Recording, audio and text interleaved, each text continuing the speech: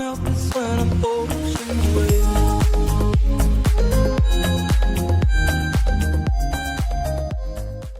Today on Nova Legends podcast, I have Miami associate head coach Bill Courtney, who's going to join us to talk a little bit about the Final Four and his journey to to be where he is today.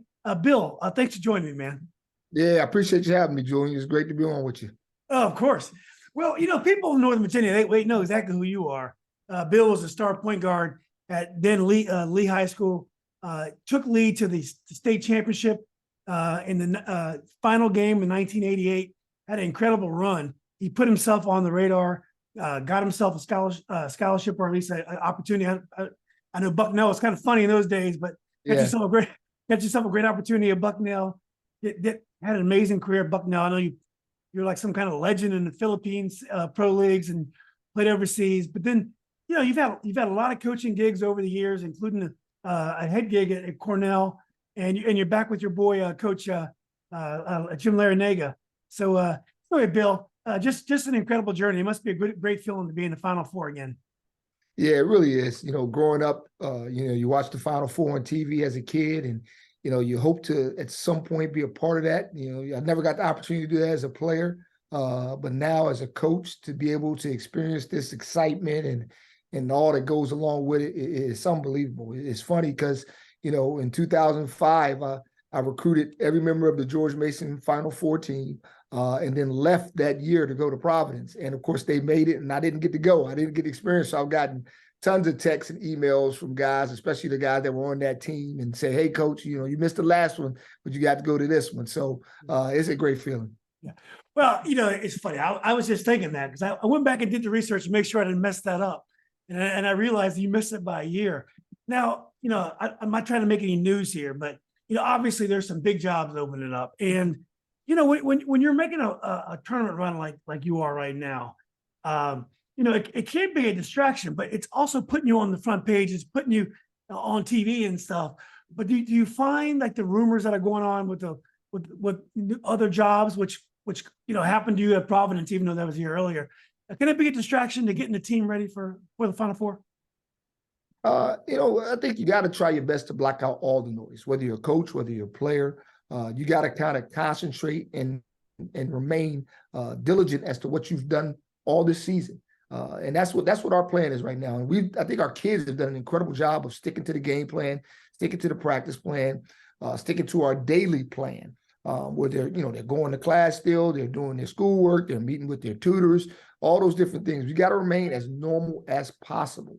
And throughout the tournament this year, we've done a great job of that, focusing, blocking out all the outside noise and making sure we're focused and locked in on the opponent. Our schedule hasn't changed. We're doing the same things this week we did last week and the week before. Each day is different. Tuesday's a get back to practice day. Wednesday's a travel day where we shoot. Thursday's a film day and practice. Fridays are final scouting reports. So we're doing the same things and just trying to stick to the plan. Yeah. Well, we mentioned getting back to the Final Four, and we also mentioned your run with Lee and legendary coach Charlie Thompson. When you think about that, do you ever think about that run, and does that run compare at all to this run? I mean, to be honest with you, that run was more unlikely than this one. You guys have lost the Mount Run over and over again that year. Lake Braddock was strong. South Lakes had a sophomore Grant Hill and Jerome Scott, a Miami graduate on that team. I mean, you guys got to state, and then you had two upsets at the state tournament holding the ball. You ever think about that run, and how would you compare that run to the one you're on now? Yeah, I mean, that was a lifetime memory, Julian. I mean, it really was. That run with the guys I made it with, Dave Zadaraki and Jeff Jividen and Derek Solomon and Mike Ranke. Those were guys we grew up playing together since we were 11 years old in the county leagues. And we played against Hubert Davis and Jason Coleman and those guys in county leagues. So we grew up playing, and they always kicked our butt. The Braddock Road U Club kicked our butt. And, you had those guys, Jerome and Rob Robinson and, Daryl and all those guys out there at South Lakes. And then you got this young kid, Grant Hill. It's funny because, Grant did our last couple games, and every time I see him, he says the exact same thing. Y'all cheated us in 88. Y'all cheated us in 88. I was like, Grant, you got to let that go, man. You got to let that go. They were talking about, I guess, on the broadcast. And, Bill Raftery goes, "Hey, Grant, you haven't had many losses in your career, so I mean, you got to take this one. You got to take that L." It was Chantilly. It was Chantilly and beat Grant, right? Wasn't you? Yeah, they beat Grant, but earlier in the year we beat those guys in a Okay. regular season game, and he said they got cheated. That's what it was. Yeah. And the fact he remembers that is unbelievable from his sophomore year. But of course, Yeah. Wong went here to Miami, and so it was, that state tournament run was fantastic. It was, totally unexpected for most. When you got somebody like Charlie Thompson, though, he expected to win every single game, and we held the ball down there. And again, it's a memory that I talk about all the time. Beating John Marshall with Milton Bell in that second round, having the 3 overtime game the game before that. It was unbelievable.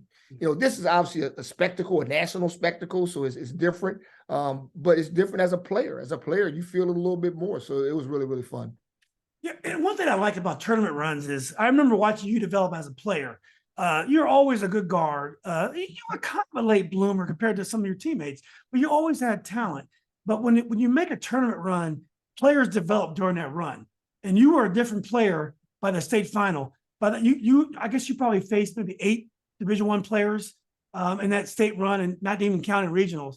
And there was, I think it was the final game. You were the best player on the floor.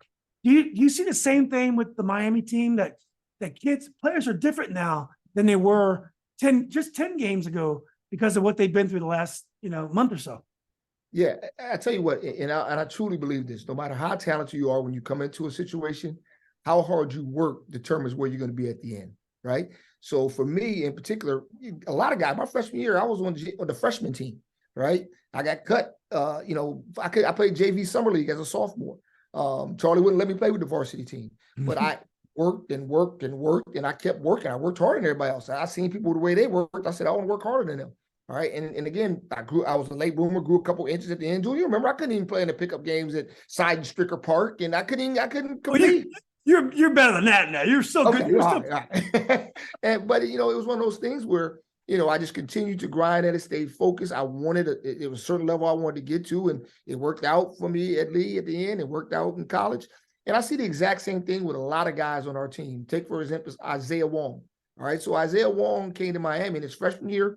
Okay, he didn't play much the whole year. We got everybody sick for a game at Carolina. We got smoked, but Isaiah had 19 points. So the first game he started to play a little bit. All right, so boom, he goes from there. He builds on that, averaged like 13 a game down the stretch. Sophomore year, we're hit with COVID. All right, our whole team is decimated with injuries, sicknesses, season-ending things, and he blossomed, averaged 17 points a game. Last year, on a team that was kind of loaded with scores, took a different role.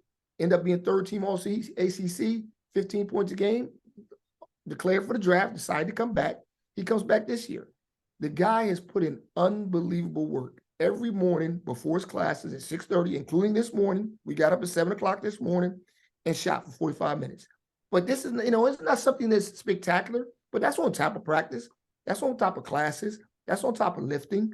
That's on top of all the things he has to do during the day. Every morning, he's consistent with his 45 minutes of shooting. We do different drills. We take game shots. We never shoot the same shot twice. But that work has made him even better than he was before.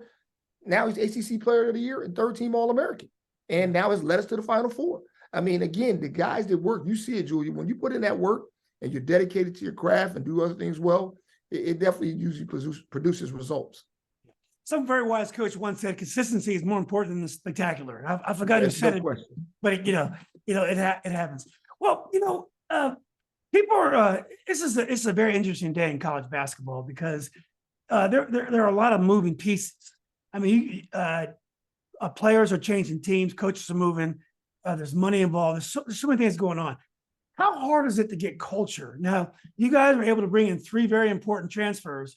Jordan Miller. I'll make sure I get them all. Norshard Omier, the Nicaraguan, and Nigel Pack. But you still had 2 guys who came up in your program, Isaiah Wong and then Wuga Popla. How hard is it to get the culture that you need when in college basketball this day you have to get transfers? You have to take advantage of older, more experienced players. Otherwise, it's hard to compete. Yeah, if you don't, you're going to lose. It's very, very simple. I think they said there's no McDonald's All-Americans in the Final Four this year. Is that right? Yeah, not a one McDonald All-American. Think about that for a second. That's incredible. There's really no freshman that gets substantial playing time for any of the teams, and so it becomes a situation where you're playing with a veteran group, getting transfers, or whether you're raising them up in your program.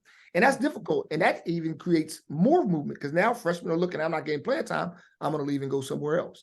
But as you talked about the culture thing, one of the things we've done here in Miami, even before the portal allowed you to play right away, is they had a tradition of getting very good transfers. Angel Rodriguez was a transfer, Sheldon McClellan. Those guys were transfers. Kenny Kaji, that came in here and won early in Coach L's tenure. But nowadays, you have to pick the right ones, right? Everybody sees us as this great transfer destination. Well, we only have 3. We have 10 high school kids and 3 transfers. It just so happens that the 3 transfers are fantastic because they're fantastic people, they're winners, they're character guys, and they're extremely unselfish. That has helped to create our environment, and we've been able to keep that the last 2 years is because guys really love playing with each other. They cheer for the other guy's success. And that's important when you're going out, fitting a guy in that hasn't been around. They got to come in here with the right attitude. And we've been very fortunate guys have done that. Yeah. Well, Jordan Miller is a local product, Loudoun Valley. Here's a kid, I never heard of him in high school. Jeremy, Coach Marshall, a friend of ours, he told me that he coached him in the Capital Classic. So, he must have had a resume. Here's a kid who went to a mid-level high school program. He went to the state tournament. It's just like you did, brought his team to the state tournament, went to George Mason. Well, how do you explain his incredible development? And he's being talked about now as a potential first-round draft choice. He'll play in the NBA because he just does so many things that equate to winning. He's a winning basketball player. You need a rebound, he's going to get it. You need a made 3, he's going to do it. You need somebody to post up and get to the basket, he's going to do it. And of course, he just got a call from Christian Laettner today because he was 7 for 7 from the field and 13 for 13 from the line. Yeah. So nobody's done that in the regional final since Christian Laettner did it in '92 against Kentucky. And so he got a call from Christian Laettner today. So it was great to see that. He's so underrated because he doesn't stick out in any category in particular, but he does everything very, very well. All right. He's a 6'7" kid with a 7'1" wingspan. So when he gets around the basket, he's very crafty, he's very sneaky, but he doesn't have eye-popping athleticism. So people don't necessarily see it. They're looking at the wrong things. We call him on our staff the most underrated player in America, but now he's starting to be rated pretty high. Everybody's realizing how good a player he is. But he's terrific. He's a guy who, when he got to Mason, they were redshirting him, right? And he took him off his red shirt because he was playing that well in practice, right?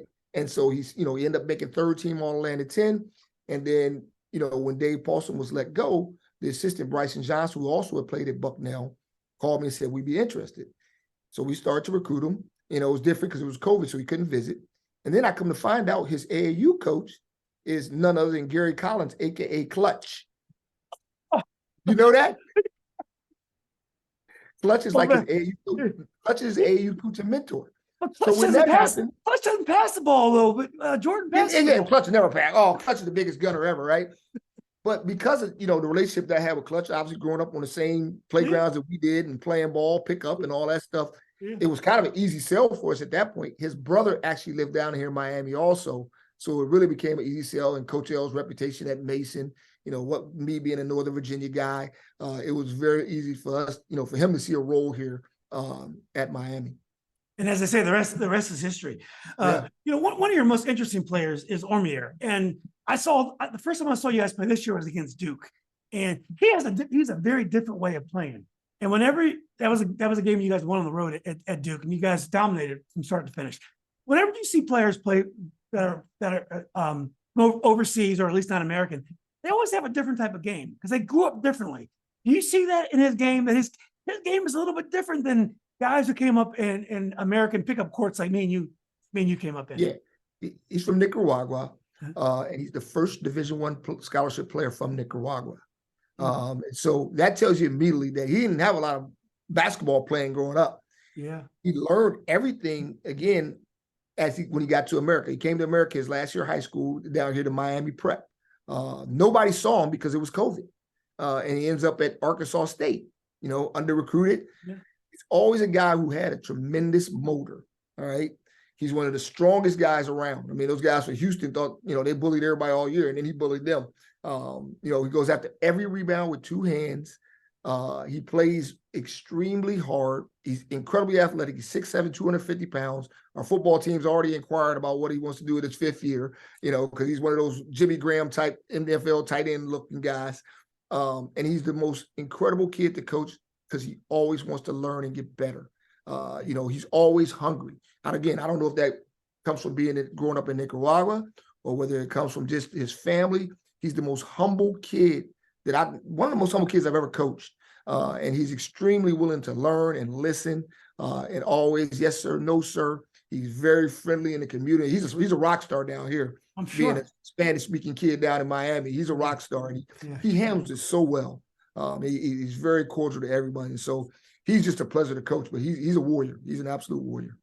Yeah, I mean, he definitely has a future in the football field, if not the NBA. He's been right. It's been great to watch him develop. Well, let's talk about Coach Larinaga a little bit. I used to play pickup ball with Coach when he was assistant coach at UVA back in the late '80s or so. He was a hard-nosed competitor. He was a good player. Didn't get to know him too well, but when you think about him in your first stint working with him, and you missed the Final Four run, but how has he evolved as a coach? You have to evolve as a coach now, because there are things that are happening now that weren't even happening 5 or 6 years ago. Transfer portal, we talked about NIL money, just the way the game has changed, the private trainers in the game, AAU influence. The game is so different than it was. How has he been able to keep up? I believe he's 73 years old. 73 years old. Yeah, you heard the saying before: adapt or die. Right? You have to be willing to adapt. It's a changing world, and it's constantly changing. Everybody seems like now everybody looks at it like, oh, it's incredible. It's Armageddon. Everything's changing. Well, it's always been changing. The rules have always changed. The strategy's always been different. The kids have always been different. Mm-hmm. You talk about playing pickup with him back in the UVA days when he was a lunatic then. So he was hard nosed, and he was just. I'm glad you said it. Yeah, I mean, I can say it. He was super competitive. And I even think, when I first went to work for him at Bowling Green, you don't figure yourself out as a coach until later on in your career, even as a head coach. And he was still trying to figure out, what kind of style he wanted, what would be his core philosophies and those type of things. When you get caught up in just trying to win the game, you can lose some of your core things that you really believe in. So I think as time went past, we left BG and went to Mason. I left after that. He came to Miami. He had a certain set of core values that he never really gets away from, right? Attitude, commitment, and class. Those are his 3 sayings. And beyond that, he's willing to make adjustments. He's willing to adapt to whatever the times are, to whoever the kids are. There's certain things that he's going to accept and expect, like, your behavior in a first-class manner, working hard, you don't swear around here. All those different things will never change. But he used to, like, guys keep our hair like you and I got, right? We had to keep it short and tight when we were at Mason. Well, guys got all kinds of hairdos now. We had Lonnie Walker had all kinds of hairdos. And so, again, those are little things, he didn't let guys wear do-rags. Well, you can wear your do-rag now, but you can't wear your do-rag to team meetings. That's the only thing. But things change all the time. He's been able to adapt to that. And that's a big part of his success. Kids love playing for the guy. He's going to train them and teach them in practice, not going to scream and yell at them. But he's going to trust when that game starts. If you watch our team, we play. Our guys make plays. Mm-hmm. And he gives them that confidence. He instills that confidence in those guys to be able to do that. Yeah, you guys definitely play loose. How being an assistant head coach, you're an associate head coach, but being on a staff, has that changed a lot over the years? I mean, you've been doing it for a long time, and there's been so many changes. Do you enjoy assisting in today's game? I imagine your job is endless. I love it. I absolutely love it. And I'm fortunate because I work for Coach L and he trusts me with everything. So he gives me a lot of responsibility. He gives me a lot of freedom to do things with our offense. I run the offense. He gives me a lot of, I have to have a lot of accountability also to make sure we're doing everything correct. The day-to-day things in the office, I try to take a lot of that off of his plate now because I don't want him to have to deal with everything. Like right now in the media stuff, he's in interviews 20 some hours a day. And at his age, he loses his voice and stuff, but he's incredible. He's an absolute marvel. I love working for him. I love being down here in Miami with him. And, in a short time since I've been here, we've been able to build something special. Yeah. Well, you had a relatively consistent season this year. You guys were pretty solid from start to finish. Duke gave you a little bit of trouble. And they actually knocked you out of the ACC tournament. Can that be a blessing in disguise sometimes? I mean, obviously, you want to win as much hardware as you can along the way. But as you proved with Lee, you guys lost district regular season. You guys lost district tournament. You guys lost the regional tournament. And you were the last team standing at the end, along with the Patrick Henry, the state champ. Is there something to be said that even though you lost early to Duke and ACC, you're able to retool and get ready for the NCAA tournament? Well, I don't think there's any question about that. I mean, you never want to lose a game, right? But, I don't think there's any question that it helped us. Now, in that Duke game in the semifinals of the ACC tournament, we lost North Shadomir in the first minute to a sprained ankle. Yeah. To the point where everybody was predicting Drake was going to beat us because nobody knew if he was going to play or not. We didn't know if he was going to play. Yeah. So it certainly helped it. It's helped the other guys, in particular, some of our big guys off the bench, to take a little bit more responsibility. And hopefully that helped them. So now when we play Indiana in particular, and we play Houston, a guy like Anthony Walker has a huge game. He's feeling more confident because he's played a ton of minutes when North Shad was out injured when we lost. We've had a very consistent season, though. We lost 7 games during the year, and 5 of those we had to lead and lost in the last minute or so of the game. So with the exception of Maryland very early in the year, we haven't had a game where we've been down. And people are always picking everybody else. I'm like, well, we haven't really lost to a lot of people. So I'm not sure why that is, but it is, it's Miami. Everybody thinks of us differently. But we've hopefully proven to people now, you make some of those adjustments when you fall down. But ever since like late in the season at Virginia Tech, I thought we had kind of hit our stride. Then we suffered an injury. Nigel Pack didn't play against Florida State, and we were up 25 and lost. North Shadomir didn't play the Duke game, and we lost. But other than those 2 games, we've been on a roll, and now we're starting to get our swagger back offensively. So we're a lot to deal with now. Yeah, I agree. Well, I think people that watch the ACC knew you guys were good because you guys are very solid. So folks from this area, we knew you guys were good. But I think you really got on the national radar when you beat Houston.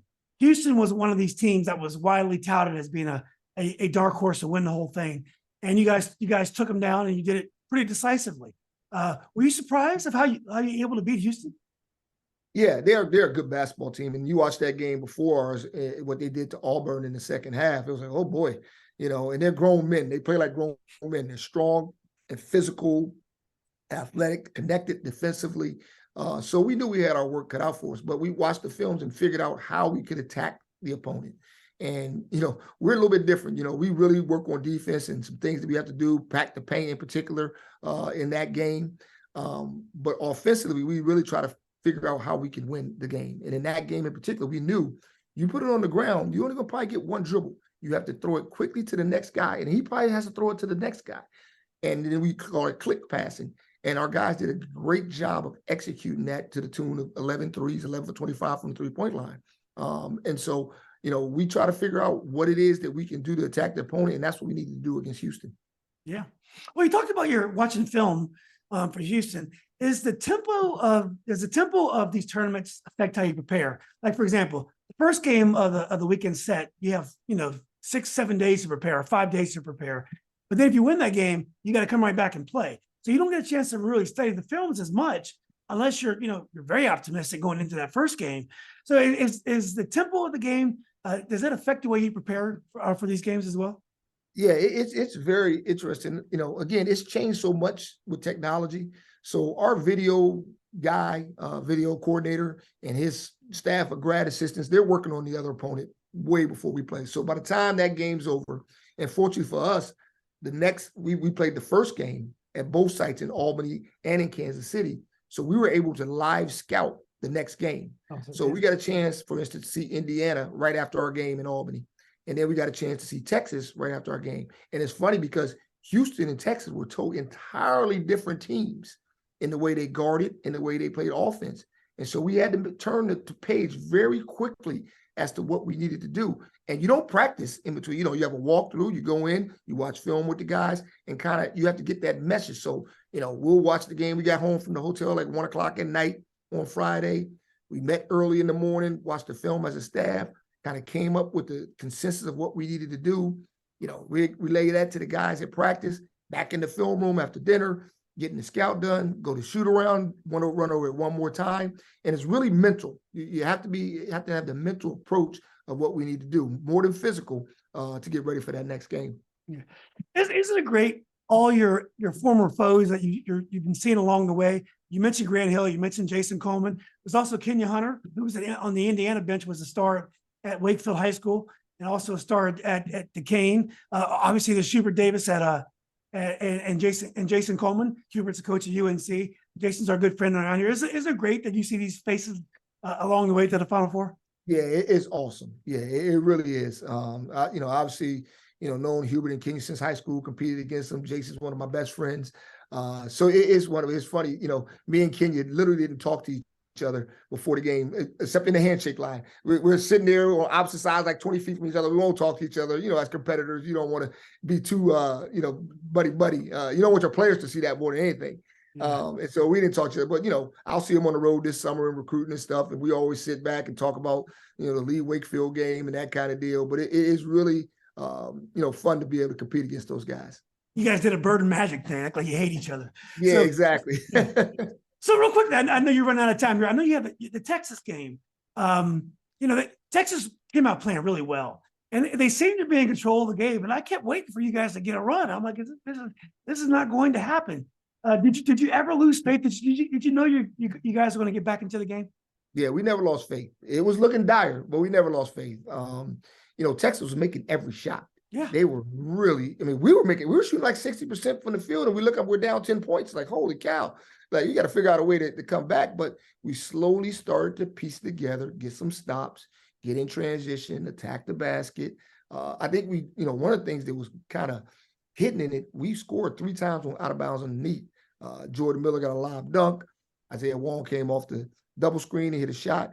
And Wooker Poplar made an incredible play, bouncing off the guy's butt and then dunking it. And so those plays were huge in the second half in our comeback. But our kids, Coach L's the best, man. He guides the ship, and he's so steady with his hand.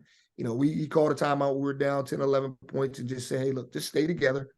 Don't fall apart with any adversity. And you've seen some of that in this tournament. Teams got some adversity, yelling at each other, arguing at each other. One team was pushing each other. Yelling at the coach. Yeah. They were yelling at one game. I saw a player yell at the coach. Yeah. Our guys never did that. They stuck together.